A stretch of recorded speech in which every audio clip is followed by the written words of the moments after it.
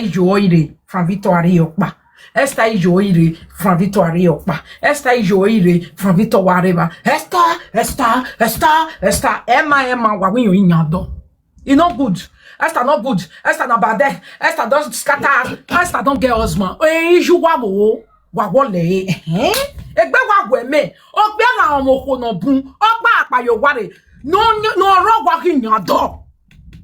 You I go lie for you. No be polygamy there for boom me. Ije na ame bo.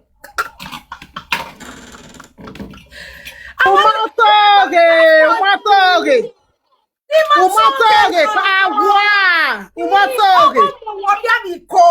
boy la ya fe. No area one. Oh, here me Polaska. Oh, wa here me boy area one. Ebode.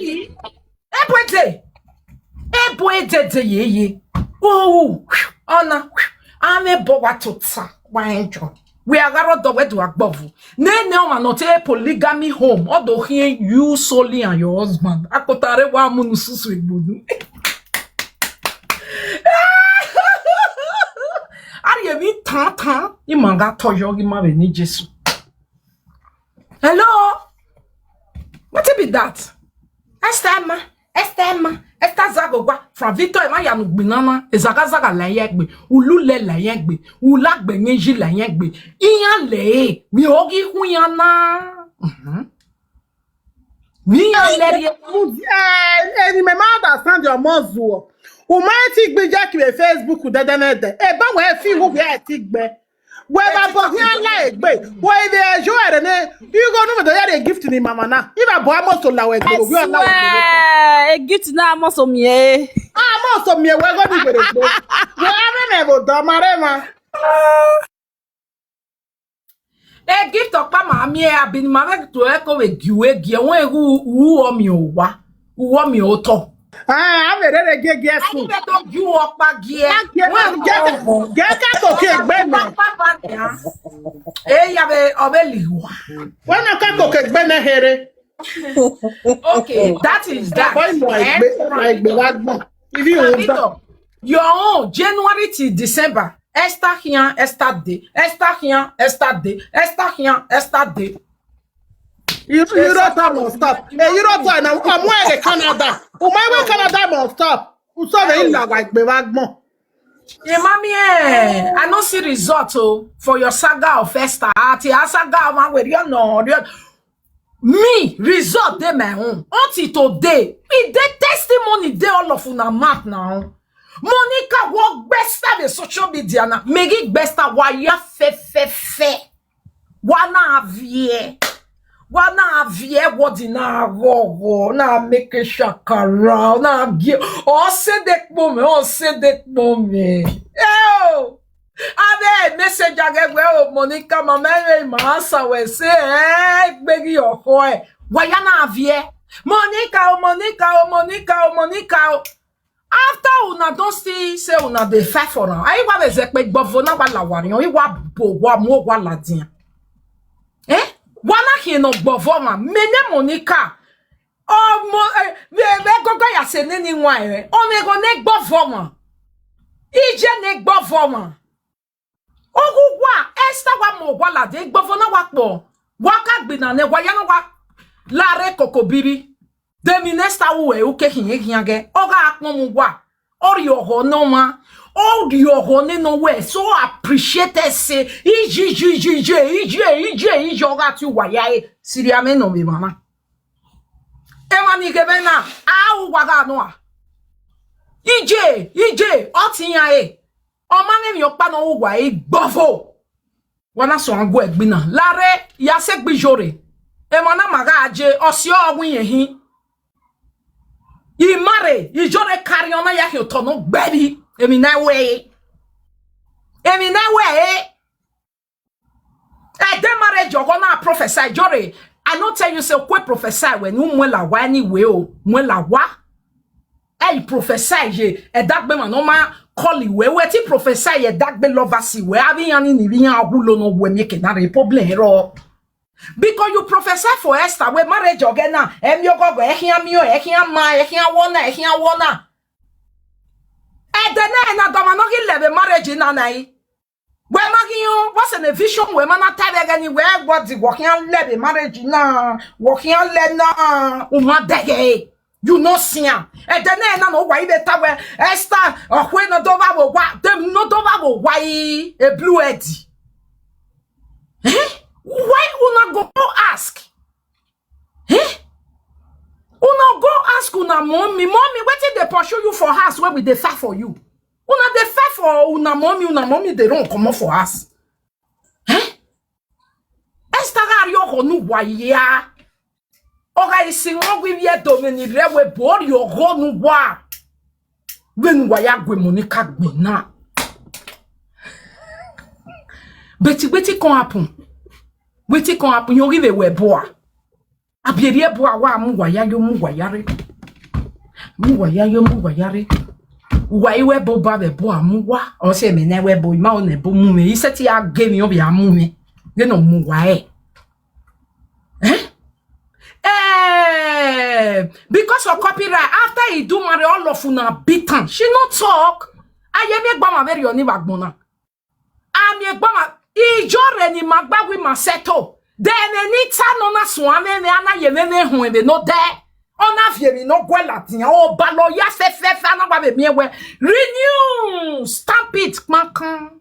Emi ni jore tame. Esther, the next way marriage, you say yakin mo pa le Monica pa kekan, Roma osio ya niga osio ya na gbe bonya na sikan. Ya na gbe gbe ya bonya na mwemo ogenyan. Esther na we marriage na so we saga. On it no do deny. Ijore we ama powe. Ijore we ya ma sameyo. Ijore we ya ma sete. Ijore we ma marriage ni is cancel. Oh wo e do mwe glory e de na ginya wana. A vision we no je call. Wa me vision ya sieti si onyanga ye ya ogwebo na tanai. E ma no man we empty talking no ye we they talk empty talk. Your vision has never come to pass one day. Never. It can't because it's empty talk. It's out of pain. Out of disappointment when you are angry of somebody. Whoa. Then I'm here we no manak boya tell you salo boya gbe say yo. The marriage, even no we stay. E yogi seno. Abiu pesiono. U pesiona gie kwa makise u pesio ya fien mure. O ma be ma ro no fien. Amakise o da fon egbe glace ya u pesio ya fien mure. E va mana ya lebe ni me je me manje di marriage. Imajo yi dege beti wari o pesio. Ina ya live wa wa be gba makise we wa die ma do analyze e na me be social media na eri ma ya we o da was yo e ma na ya mu a was yo ga afien yan je marriage yan ga dagedi errori o viere la dian to go wa gun a o la dian wa dege stress be gbon o si wa na be be stress e wa na be humiliate no why humiliate na how markets Wabeta na wo level wata na me meyon wo westa wata na wo level gi lady yi wa ya be gbina ne o ma be gba e he mo pa gbina ne esta na dun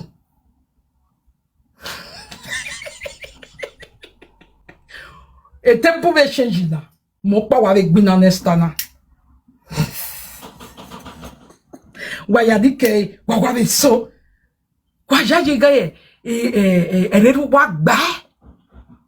for no reason why total why a PDP of social media people destroy people put together una no go think who is your man you work be but why if you travel you put juju aside why the cash una why na kwa mienye wa fie ne juju just side wa sun ne juju wa kachu wa vatine wa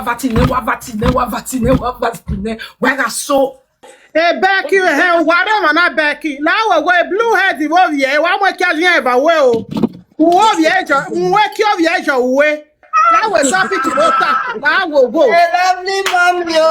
Well, cure the edge of way, more cure the edge of way because of your high woo here.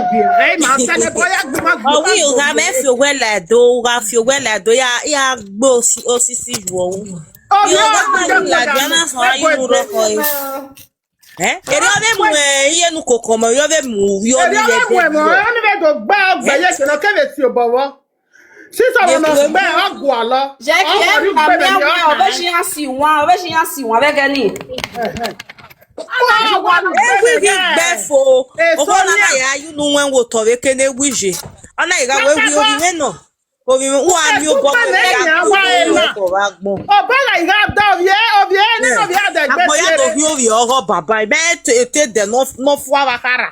No galo.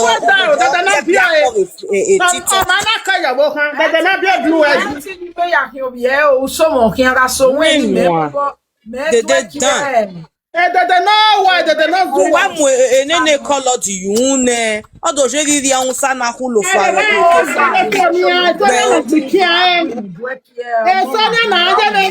Social media. Social media, TikTok na na we so ni gba we no ari agbe. Ya Morocco. Bí wọ́n kọ̀tọ̀ wọ́ wa, ọ̀gá sí ẹ̀ bá. What's the one picture of your background now? Picture of no swoop. Picture of my John.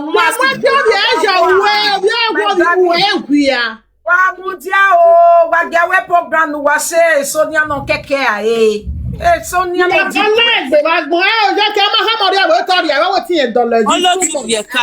it's too much. The man ya fuck you is too much.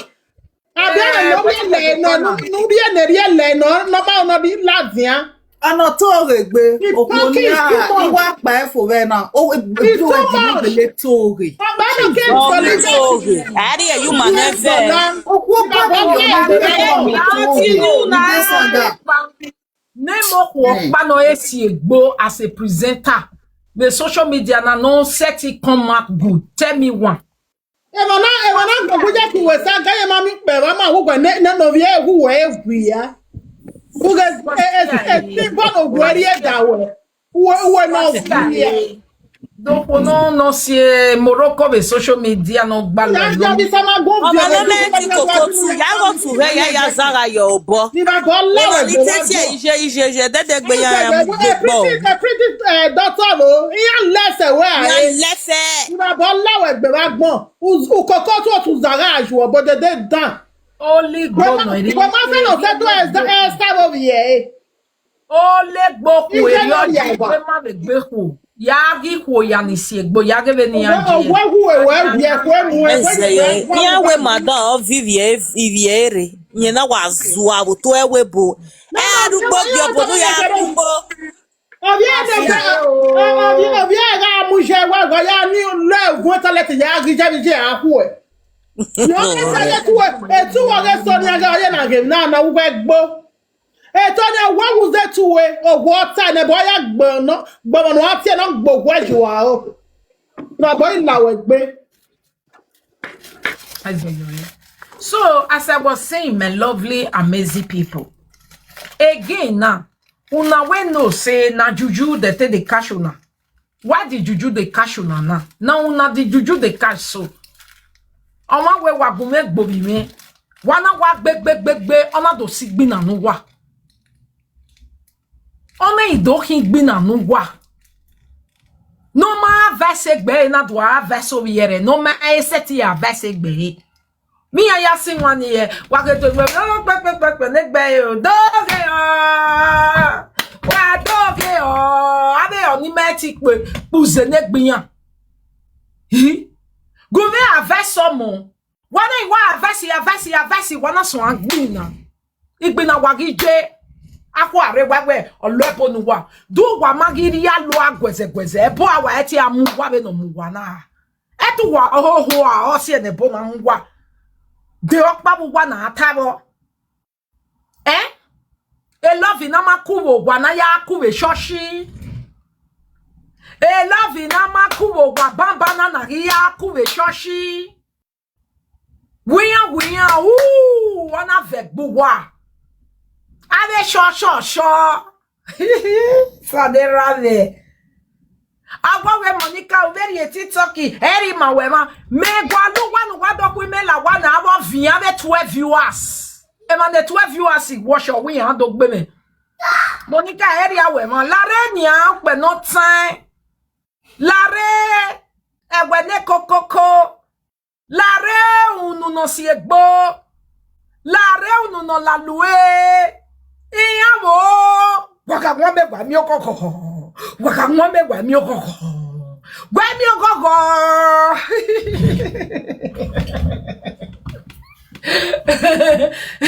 Mo pave ivene igwa beluwa. Ugwa gbafe mani muje yo me wido. Ugwa gbafe me Facebook. Yeah, I beg. I said they ask me a question. Mama, may I ask question? I beg. That the yes one when I get one platform when they say you and Yuri na best of friend, una friendship. I bet you feel explain una friendship. If they call you for his house, una they say I not understand. If you explain una friendship, me and you quarrel. Me and you quarrel. Okay, we not quarrel again. Me say we be friend. Me I not understand. What they say una be friend. That is una friendship was so strong. Me because me want me you tell us how una take be friend. Una they call each other. If they call your house, you go in house. We get quarrel. Everybody day your day. We know they quarrel again. Me say we be friends. Me not understand that part. They say una be friends. Talk that one. Who talk and first? Yes. How don't say you jaja? Mete secret. God forbid a secret ma be jore nihi. Jore a secret ma be we nihi. They be friend. They be friend. They be friend. Me not go know the type of friend whether they make. Me and you quarrel. We know they quarrel again. Me say we be friend. Wakume swear. Wage ho. No ma se take us the neck be yo. There they are. Ave de poemu ava versa ni meti a versa gbiyan no ke we han do ava owo kan we omo ebo gbeju e no ke we han do ava o we we are eri onyo the greatest and the highest award no mota mo wa ahian we are emi na ni o ma keke no mota because o mo se uije bo la dian a long time ago o mo gbe for that matter. Agin imae o we go se gbona we la o sa bo agin o be no mo pe no wan ri ya an we jin ge ogya okay ya ge okay we an do aveso mo e mo wo e we bo e ki age meti beto mo ere Kevin oga Rekevi eya we no digbagbe ni je Kevi boto won egugu era we no digbagbe bagbon nana we see me see you now ye Kevi e ma ya collect ebodo ye Kevi e idedian ye do kwaye yan so do nwera de ta egi ma be logo we ye Kevi be na ye Kevi we mana take time there we are from beginning of meeting to the end of the meeting. We pagbe when give a tin in yawe. Yage lo le kia na we no fly le lo wan. O pa ka na we kia na go de. So they ran You do baba o. wow. Now you carry the go for go. Do one of my collect yemestai. All of una don't collect. Yeah, all of una don't as go take carry up my cabo.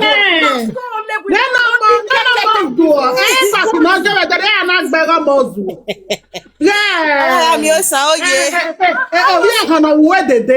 Esa oye. No na to agwe obi esta gbe dan na obi esta we. E pa ti e to na ogbe ye ko ma mi nu ya gun. Ogbe oni we e fravito agbada we jo ariye. E mo gele wa ro mi an bi mi an mi. Wa mi. Fravito we no de ba ya me ni ya wa me je na. Je kevi we de ya. Je kevi o ke ti moto nu we mo ko le Monica wa mu yo to ibabo la yen gbe wa gbon. JKV, monta me Fravito. No ya di moto nu we danye Fravito ye birthday me. Ina we Fravito. Do me a favor ya di moto ni ye Kevi. Ye Kevi, we apak baby dig we there. The meeting there now. Unwe ki ye Monica. Ya wejo. Ye Kevi, me na tamu we ina we worry wo enu gwalo. U we ni we no di moto nu ina we worry. Ina gele we ni. Ye Kevi. Megi wenenya. When na robwa. Away from Victor na agbi megun. Esther wege menu gbe ona je gbe ne January to December from Victor make a topic of it. Je Kevi. Ou akpak baby digwe be na.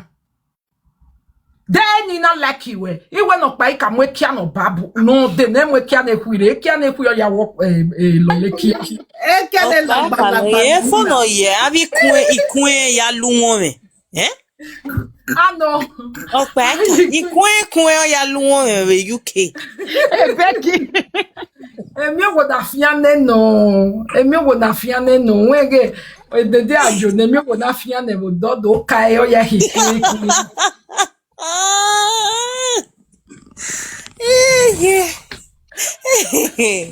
The pressure make it jebe na pressure make it gwan yo ha o be gwan ye me o Igbere 77 Adi wala ilere. O gwa Ani wale yo lere ba gbe baba ni get belle. If you get problem with one person, they will your team up. They will your family. Well, not the funniest part. All of them will your I need man for my life. They go your set overnight. The maybe no who walk here. You marvelous. A pressure make him give advice. The man that me only. No gwalila lobo le kuna your social media. That one, na kill that one. Yo, they ya carry me. Yigi yo yegbe. O yegbe. No, that one you they wait for results. Something happen. I waited that one they wait for another thing. No, they go wait tire. Okay, you go wait. They wait for uniform results. No, be something you happen to your enemy. Now that one you they follow the TikTok. They go platform. They write like Christmas. She and I have something. But man, you know, Nika, una they forget what that one talk. Or when you hear it, or where revenge you must see your boy. We examine them.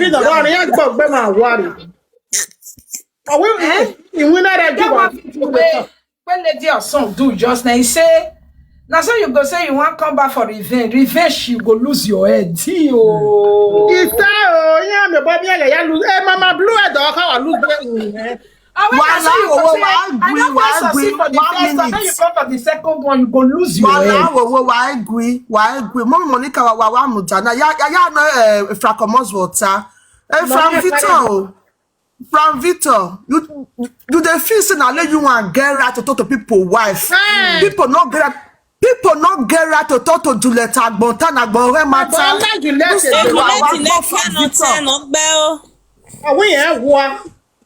Frank Victor, now also hold video. Do not get worse format. Also hold video. Where person also hold video, you take the do revenge of fact. Do not get worse. Egbe wo where? Okay, Frank Victor no raw. No there. Monica. Waka see Esther but Esther mama no ya dey. I for not pay hold video. You never was the woman. Me man was so Esther friendship lady or song get the Beyonce friendship is a sweet look on me cause we really appreciate him in our name. To let Agbonta, we are a black and blacky bar. In France, see, make I tell you for the last time, in France, Thomas more, you can't one when they be you. We are a black and blacky bar. Can me come and can say your Can me cover no. We are a black and blacky bar. Where worry? Yeah, you better go here. Don't make beg go, Miss. Yeah, you better me. Juliet in the Kiano 10, Ovie Kiano 10, no young Slovia in Nigeria. But yeah, we'll be at work. Where was the man who was good? Jackie, go on where we are. Man, G. Let your next one, you know what? Banwa is that bow. The only presenter will get uniform job. I see, Anna. You look why we. Mama Blue, this one not Mama Blue, ya know what? Money. No, that fool energy, I beg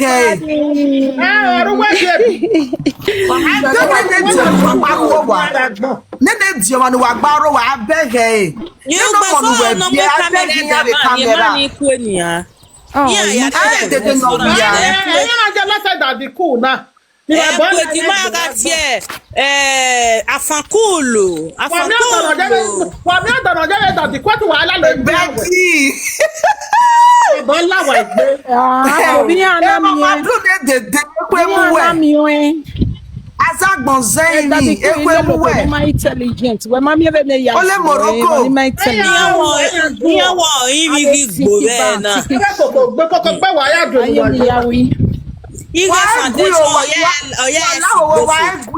Mommy Monica, you know where they settle with all these men? Oh yeah, Ray. You can never settle with women. Now all these men they settle with all them because oh yeah, we shoppy. Mama Blue, to make have you boy your wow. All our hell Where worry? I work so hard for you, mommy. Thank you. Thank you.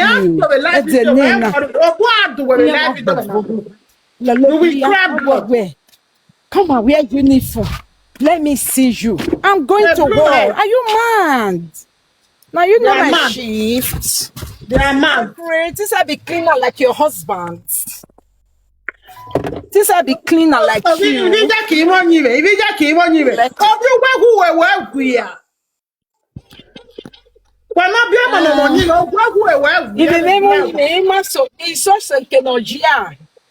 A level of buy maybe the AJ or we are not do attack away. We have in social media. And the barrel for that matter. Ona ye jere awo do. Ariawo hiri akoyo gama. Itu waya wa go make give them mama blue. We gbogbe ma wari ekere tu waya o. Fire down. Mama blue ne ku emu. O atagwe ge shape we ge shape we ri ma ya me shape. Elias shape. Wo gele me shape. Who get inside? Who my family ni go egun. Very useless woman. We are compare. Arwa o ma bege you wabi ije ki why the same level. Arwa o iya bege get inside the go level. Wana no do imare papa jiro. Wado mare papa jiro ya we na mare ebo. Ave mani mare bag mo egbe okiyan. Gbani mare papa jiro ekwe a flat in the video ya. You are still paying. Sabanu go me degijeke. It go a bomb mo agbon e. I get ikolo. Ekwe mu gwa wa toke wa agbon rubbish we la jamu nu. Indega me go gwa ma pe go we ogwa ne boje dia suppose no je kwe ekwe mu gwe. Get inside my lawa. Demi no gudi ye gbe mi lo paru egbe nu. Why mo gbe la jame na ge ye. Ibi na ge ibi ti pa na progress. Ya le ni be na mo gbe na be kame baba ya zu o social media na. Iyan ki je ki opa wa ro pa wa sogu. Nye wi en wa. Wa sogu ekwe mu wa.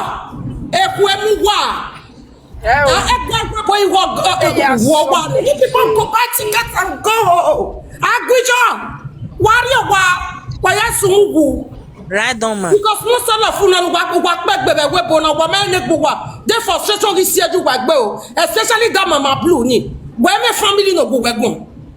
Where my family no go wegon. Where ultimate no do. Who be a yakin we ogo. Yakin we get inside. E funny when you go me it no me mama say e ko emu wa la de social media ate utoge ami nunu weka wo ri gun ase abo zu ono panoro ma oni de demunu kan wa zu ogbe wa ge dagbun wa go manu wa koko wa ku fe for years o ma so 100 times wa se ko ma o ma ku wa mu why come out no agwa no jeru suwa ame mo ti ayun time why bag no la agwa no jeru suwa why dey la for go be la for wa be webo wa e difference no ya ma ni bu gara ma beg ya e no la for wa why so e wa la je wa itoge eru wa mo wa e lokoja eru wa me e jijiji wa ya la wa get inside e ma ni nyo ya ko wa Emani no ya guwa ama no ri eba ya bega ni abegbe doke ya bege. Why me why so lo baropa? Why me no donia? I mean gba jinu gba nu gba gbo sebo. Why ya la o wa nu gba ke kwa mwa. Why ti bija ki o sabato ni ne? Why me lo pa nu gba wa why so from nati this thing? Me no ke nu gba je ni ruba yeje because o ma no salobo blessing ne. Wa ma on wa set egejes. O salobo gele to sha agbon. O wa ye date, o wa be dato salobo na. E nu gba no salobo wa ya re nu gba e. Wa ja re nu gba e. Ohuma bugbe e mama blue e la gogo ya reje lafiwe ya reje lafiwe pe ni kege wesin uzu water lo and long life kin when at a long life were the first person the social this TikTok a long life was too much get inside what we say when you kono me shape amula jere lo wo pu e ya yebe nana oye be meni ati e ma ke gbe me lawe o se mo gba na ta we shaping akin na mo me eritero ya polo se pu o kere de shaping no me o ma no ka mo egu me shape o ya pe we jo gogo la social media ya get gas ni me figure 8 when not your figure 8 wa be ni ya ni ne ki awe wa don there are many guy ga ke gbogbo ejo guy ke gbogbo ejo ulawa ugie kwa mu e amone ku emu agi agi all these useless element ya tie o eni English opani amu ba o magu me ega no na koko no be popo le we ni popo le we ata otu odokoko ya saka e yo bo igo ya na kopi go yo bo e moro wa ya si ime na asaga omania ina gego ma ni maseme ineni yango ito ge ma we tap we blessing but e ku ba we okate me na we ye ki prayer request o ri o mu da ye ki we bed we e follow up Emani le social media na mani wo gba ma wa bere wa iga fule gbuwa o se ni na la dukun ni guwa gbon wa iga fule gbuwa mo no bari e ba e everybody dey see am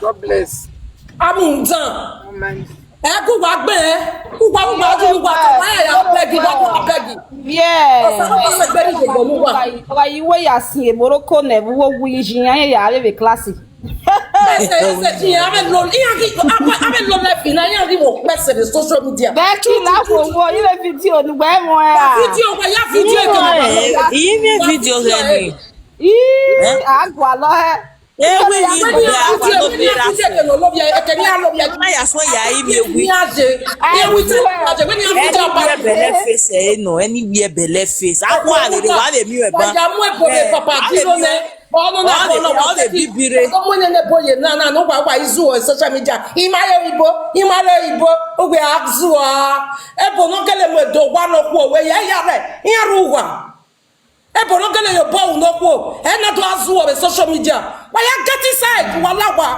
the useless people amazono ye gbo me ko kedede o ye gbo me kedede e bo agato ibo e ku wa ni na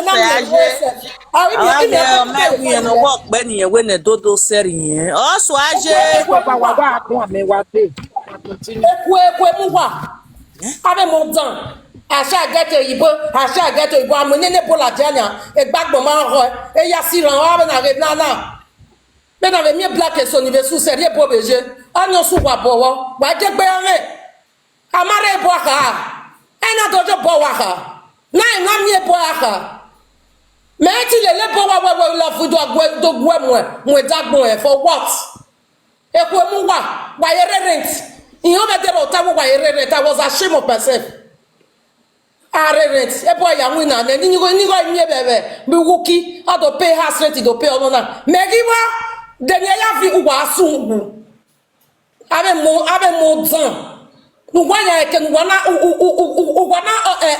i make rob life wa nuwa pagbe be ba ni yan gba na ya yoro owi e wa jealous wa zuwo for the gift wa to na enu wa gwa wa ipope ya jo wa megi man iruga na magwa ubese ya bari ni ne wa begege oni no drop like this be na get pressure of me go e deniare do gudu pressure man get inside Do me family no go Boro answer quarter. Be kwa mu Answer quarter reni ona wa gbonfo. Vie ba wa ma do congratulate. Ugwe no ti me no jometo ge ma we. Enya wa we, ya daughter pia. Sister wa e besu di we, ile no e. Ya we ne kind we ko no we be junior cause we me salonge. Oh la la one. We me salonge you talk e ya wa Abuja. E dia wa na we kunwe. Get inside. Right mama. Yeah, no one men don't go Abuja. But men who are there, come out to Sunny Nugeni, who Abuja. But I follow us when you are song for national peace to reign. Don't one who wear neighbors of me, the one who ne, who told a lele yakia. Ah, it was a frustration of Muma, you're a facing it, a facing way. Frustration we run. No be our own. Borrow for 1 minute. Okay. My sister, it's all my story where it's very bad. It's very bad. Why about to Rimona now? Nothing one there. About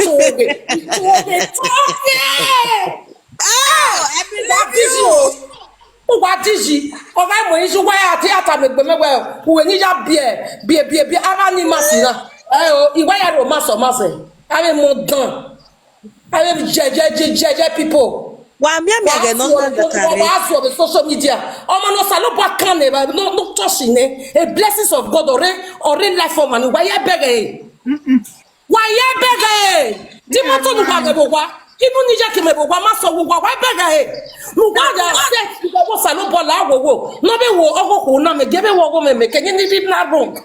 Mujo Homebo, Mubage, the hard work of God, when we are touched by hell. A good wow, or Sabola, a beruni, who I ever set him in now. Nuwaru be bina, Wajena. Amano Salopa blessing, no one jealous. What jealousy? Huh? Ne jealousy book of Agbon. Avec mon temps. Why la wa?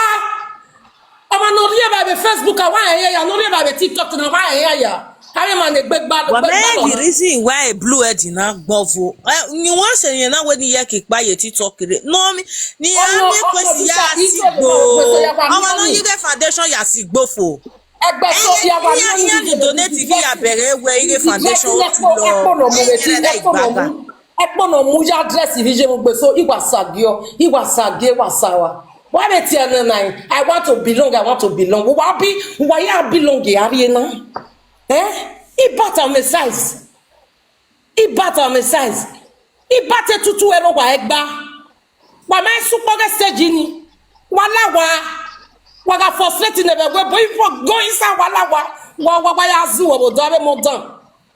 That's why I been my husband be a no dollar there. Be or my mark or I black you were the Ladiana, you may look on the type for that matter. They put the netting wake and netting who wait for 2 hours. Making a walk bolo. Eh? Eh, view go bokpa. See me, Oibo. No, why me look by one marable? I may want to marry or let it be better. Worry about my blue. He told him, "Mawe, can I not tell Boven at him or party ever? He may jane bo every win a butter. Why, what get inside? Is that social media now? Just someone bless or so many things every day. It may not be made with Iana who be there. The Niana Una be a mag, gave me no corner, or Salopa lift ene. Also, so we always that is the good thing. All right, Marisa, why? Because someone was Salopa blessing, no way. One that's why even level who were going to social media quack a level power. One that's not or J school or the way ya. One eye fish say, one eye fish out, our round a bill. Emi no man why we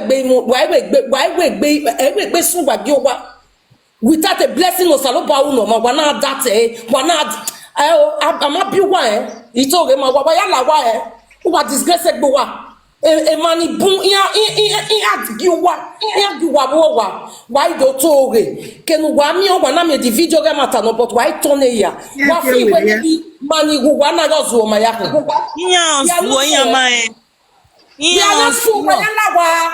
Egani yana me ne go the social media. Iya ma we anything.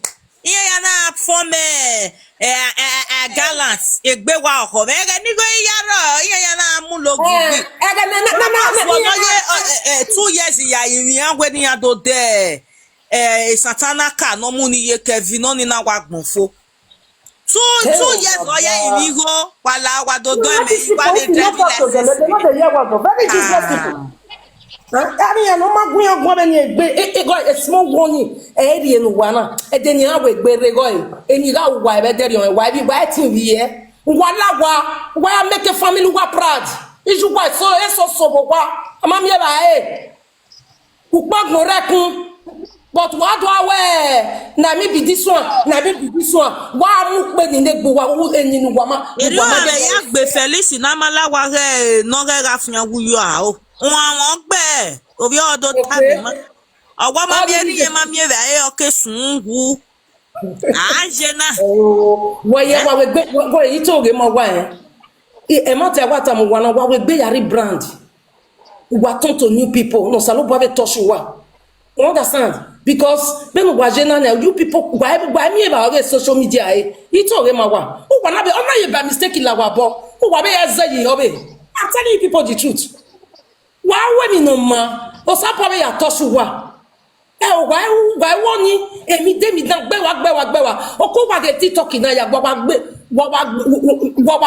iti eni ahun pa. A topic in what did you want when I don't bad job? If we move on. Oh, I'm over. May I go out to Benos in? Oh, no, I say, oh, Jackie. Well, so no, Jackie. Oh, no, Salopa blessing, no Salopa Mujan. Why beg, eh? Why I see, eh? I using ya build the page you wear. Okay, Kereni, I talk. Oh, say, ya, we see, eh? Imana make sure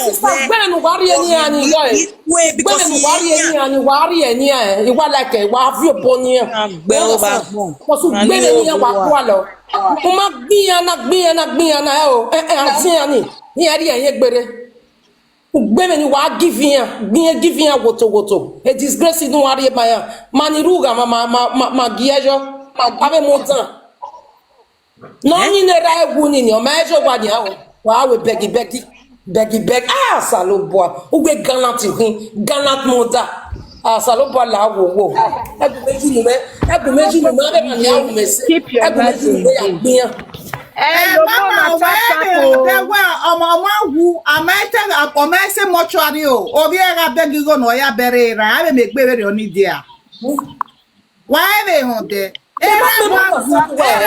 esprit de me paye silire egana na wari atete lebo ona wasun ayin mi go egbe wa do me expect for blessing wey e no fit back wetin dey call am for a papa o popo cassava sukera ya ubere ogo ni no pani no wa be na mu magbodo ni ubere ni ni tamawe oni itoge mawe o wa love Jackie Kakabo?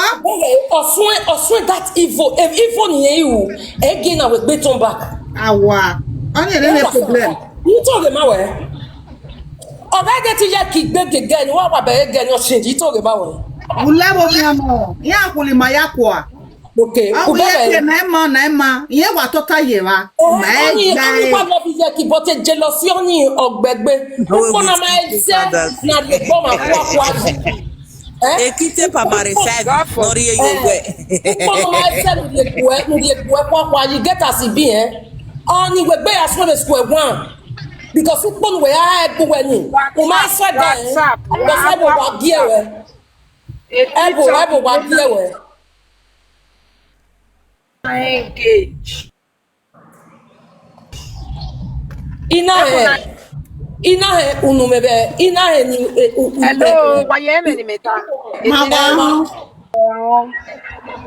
ina voice mebe platform waroppa itoge mama iwa be ni awa be wa de worry egbu wa iwa be o de ni ala wa koko biri oka wa mugwe oni Messi pata ni me tayo pe when no mu Epo ni amugbe. Ebe mi oboro paropa no seti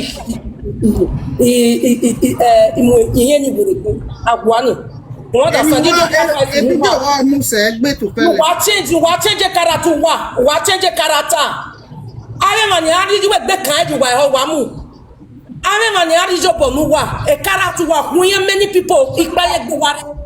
Wà change ọmọ náà sàlùpọ̀ blessing rẹ̀. Wà rẹ̀ ìhà jealous ẹ̀ wà mẹ́ tap from the blessing. Because ẹ̀ bẹ̀rẹ̀ kẹ́nu wà jẹ́ náà ọ̀ wà jẹ́ ẹ̀ wà á sọ ní bí o. You understand? Wà bọ́ta o. Wẹ́lú kan o. Wẹ́lí kan. Ìwé náà gidi mọ̀ kí ẹsẹ̀ bọ̀. Ene Sister Felicia yóò bọ́ kòkó ọ̀ka nẹ̀ yóò bọ́ kòkó ọ̀nà bí a ṣe yà zẹ́ tó di ẹ̀. Ọwọ́ ẹ̀ Yóò bọ́ kòkó kásẹ̀. Ena yóò bọ́ kòkó kásẹ̀. Ọ̀gá ṣe díẹ̀ wí jẹ́ kì í ṣe blue àyè sí àyè blue gbẹ̀ wò tọ̀ bẹ́ẹ̀ náà. Oyi nove muge blue se free tv no. Eva ya ni deva weni aga igwe Felicia doyi.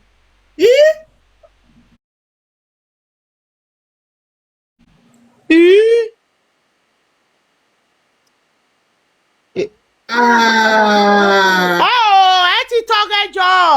Iwata we no yobo koko kase no imi anese.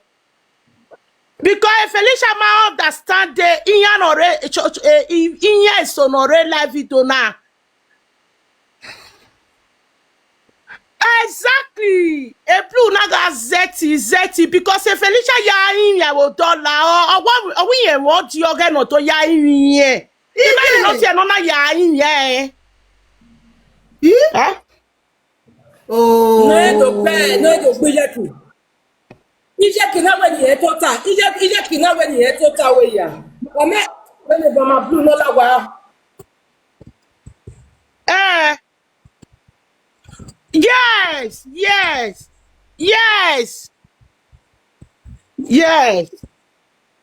Ọmọ we mi da, but omege.